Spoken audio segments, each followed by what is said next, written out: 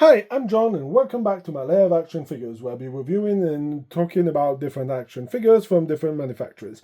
Today, continuing with the G.I. Joe Classified series, we're going to be staying in 2025 because this is a figure that came out in 2025. So this is the S.A.W Viper.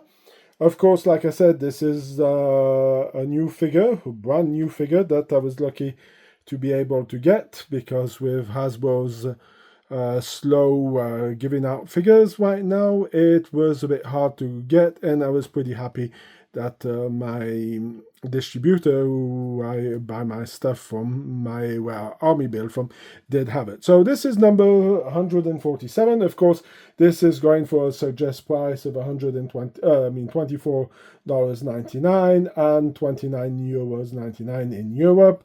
Of course, this figure is brand new, so we're going to have a quick look at the side. Of course, like I said, 147, we can skip this part. Then we have this new nonsense over here, prefer to get a file card or a link that will bring you to the file card. Of course, we're not going to go into these new boxes. I will be making a video in which ones I prefer, but I would like Hasbro to keep a certain standard with their boxes and not to go into this changing of boxes. Makes it a bit of a shame, and I will be showing you in the video with the boxes why I believe that. Now that we have talked about the figure, when did it come out, let's talk about the history of the S.A.W Viper in the G.I. Joe universe. So let's talk about the history of the S.A.W Viper. Like I said, now this is my S.A.W Viper. So of course this figure came out in 1990 and already started having this kind of very ridiculous weapons. I mean, the weapon is bigger than the guy. We're not even going to talk about the camo paint on this guy. It is pretty ridiculous. Now, something is interesting to know, that this is the only Cobra who really managed to kill off some G.I. Joes. So this was when Larry Hama decided to kill some of the G.I. Joes. You can see the backpack and the ammo belt who goes over there. So yeah, he decided to kill some of the G.I. Joes. And of course, at the end, Snake Eyes and Storm Shadow managed to kill him and brought back his helmet as a trophy. As you can see, the figure does have a certain similarity with the one that was released, but in reality, the inspiration for the one that we have here in the classified comes from this guy over here. So this is the S.A.W Viper that came out in 2013. This was a club exclusive, and this was in the box set with the Night Force. So as you can see, there's a lot of similarities. You can see when you remove the helmet, there's so many points who are the same. The knife, of course, this one didn't have a pistol like this one has, but you can see they did want for a saw gun and not any kind of other fancy machine gun. So I would say this figure that we got here from the classified line is a bit of a mix with a ridiculous big weapon, a pistol as an extra. So it's interesting to see what they did with this one. Now let's have a look at the figure itself. Now, taking a closer look at the figure, of course, we do have the figure. We get his backpack, who's over here. This one you will notice is the same one that came with Roadblock Tiger Force. We have the ammo belt. We have the chainsaw that goes under the rifle over here. You have some kind of ridiculous rifle over here that I'm not a big fan of. You have some armor that goes around there. You have also the possibility to clip an ammo belt. You have a pistol with a larger mag and a silencer. You do get a knife, and you also get a helmet. So, as I was saying, as you can see, there's many similarities with this figure over here. You can see some of the pouches have been moved around. He does have a knife who goes on the back of him. As you can see, there's not much detailing on the uniform itself. As you can see, you have a communication device, a mask over his face. I mean, not much logo going on. So it's a pretty simple, heavy armored figure. If you've played Call of Duty, this guy reminds me one of the options that you get when you get this Gatling gun and you have this maximum armor. The guy's covered in armor.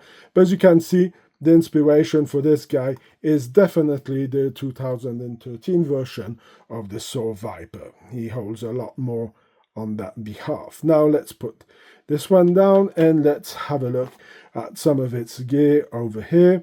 As you can see, this strip comes over here and is put in place as a neck protection. This is his neck protection. Over here you have the helmet, it flips in like this.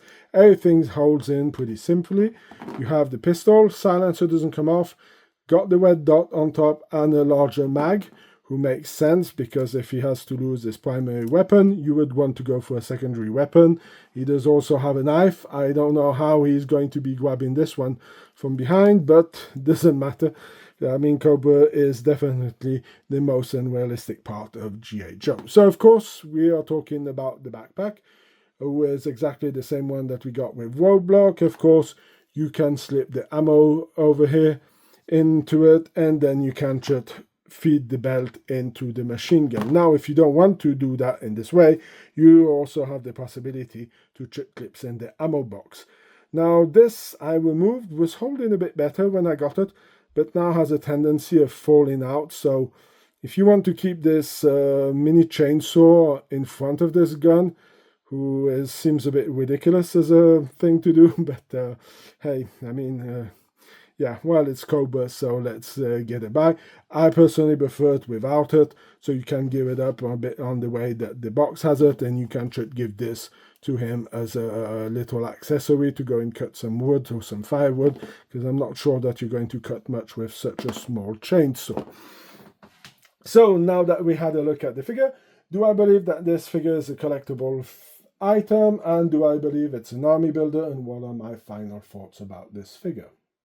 Now, talking about the collectible point of view of this figure, it does have a certain appliance for being in the collectible value due to the fact that it was a S.A.W Viper and it was from the original line of the Real American Heroes. But I don't know. I would hardly say it. The figure is out. It's a general release. So you could go and pick it up and go in clearance.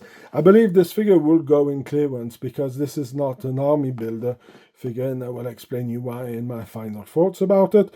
But this figure, if you do not want it or you want to pick it up at a later date when it goes in clearance, you can do it, or you can wait for it when they're going to come out with the S.A.W Viper on the retro line, because we all know Hasbro needs the money and is not going to shy away from redoing a figure that just came out. So, now that we got this out of the way, what are my final thoughts about this figure? So, I do like the figure. I do think that it has a good vibe and brings back a lot of memories about this S.A.W Viper. Now, the questioning of the weapons, the other accessory that comes with it, yeah, that's a bit of a problem for me. I'm not a huge fan of it, and I don't think that they did a pretty good job with this weapon over here, because it is pretty ridiculous as a weapon. So, I mean, no, I'm not a big fan of it. I would have preferred to see maybe some kind of different weapon that he has in it, due to the fact that he has this more kind of heavy gun like this. This puts this figure as more of a support trooper, and this means you will not have as much possibility to be buying him at multiple reasons, because you don't need to have a full squad of these guys. If, let's say, Cobra would be based on a real infantry troops, you would have maybe 4 or 5 of these guys in it, and you would have 20, 30, 40 of the other troopers to go with it. So if you put 5, if you have 5 and you have about 20 of the other ones, or 4 of these, this will do perfectly.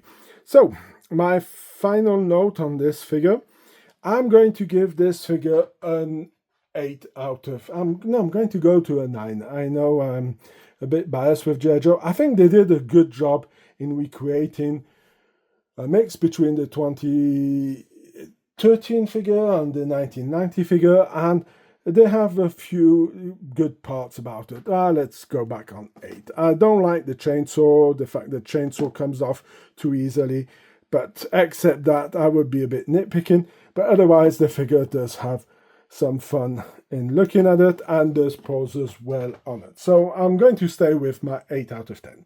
So that's going to be it for my review of the S.A.W Viper.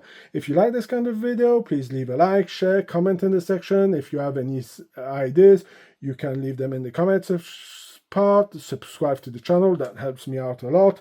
Also, you can go and check out my Facebook page where I post pictures, also on Instagram, and I do have an X account that I opened, so you can go and check it out over there. The links are in the description of this video. Until then, I hope you have a fantastic day, and I hope to see you in my next video. Bye!